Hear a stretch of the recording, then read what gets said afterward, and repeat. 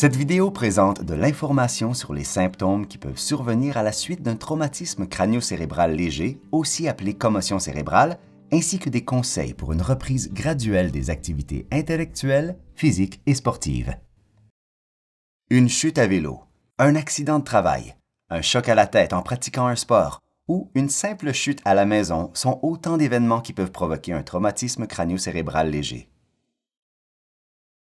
Si un membre de votre entourage ou vous-même avez subi un TCC léger ou si vous voulez en savoir davantage sur la commotion cérébrale, l'information et les conseils contenus dans cette vidéo vous seront utiles.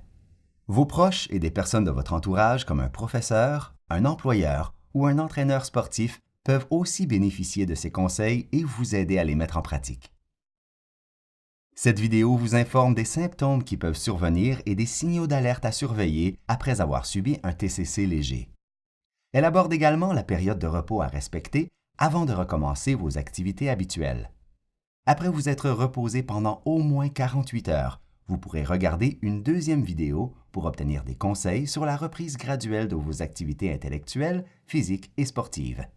Le respect de ces conseils favorisera la disparition des symptômes et une récupération optimale à la suite d'une commotion cérébrale. Ces informations sont tirées du dépliant publié par l'INES que vous trouverez en version française et anglaise sur le site ines.qc.ca. Il est important de souligner que l'information contenue dans cette vidéo ne remplace pas un avis médical. Elle ne sert pas non plus à poser un diagnostic. En cas de doute, il est préférable de consulter un médecin. Dans les jours suivant une commotion cérébrale, différents symptômes peuvent se manifester.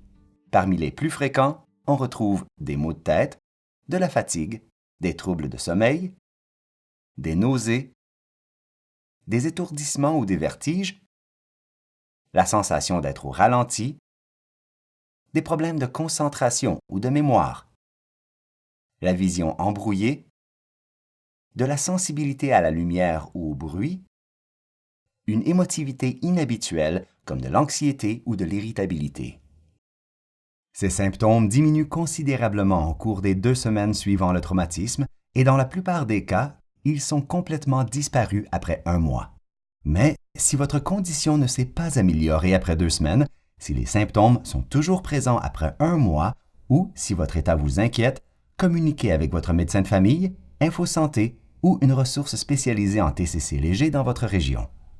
Toutefois, vous devez vous rendre immédiatement à l'urgence si vous ressentez un des symptômes suivants ou si vous observez l'un d'eux chez un membre de votre entourage qui a subi une commotion cérébrale. Une perte ou une détérioration de l'état de conscience. De la confusion. Des vomissements répétés. Des convulsions. Une augmentation des maux de tête. De la somnolence importante. De la difficulté à marcher, à parler ou à reconnaître les gens ou les lieux, une vision double, une agitation importante ou des pleurs excessifs. Si vous observez un de ces symptômes, allez à l'urgence la plus proche. Pour bien se remettre sur pied après avoir subi une commotion cérébrale, il est important de respecter certaines étapes avant de reprendre ses activités courantes. D'abord, il est conseillé de se reposer pendant au moins 48 heures. Cela signifie qu'il faut limiter les activités intellectuelles qui demandent de la concentration, de la réflexion et de la mémoire, comme le travail, les travaux scolaires ou même des activités de loisirs. Il faut également éviter de pratiquer des activités physiques ou sportives. Pendant cette période de repos initial, il est important de respecter ses besoins en matière d'alimentation, d'hydratation et de sommeil, sans toutefois rester au lit toute la journée. Il est en fait suggéré de vous en tenir aux activités et aux besoins de la vie de tous les jours comme s'habiller ou faire la vaisselle.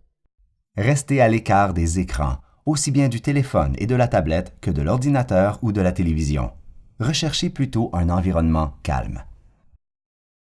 Évitez de consommer des boissons stimulantes, de l'alcool, des drogues ou encore des médicaments pour dormir. Pendant la période de repos initial, il peut être préférable de limiter la conduite automobile. Au besoin, parlez-en à votre médecin.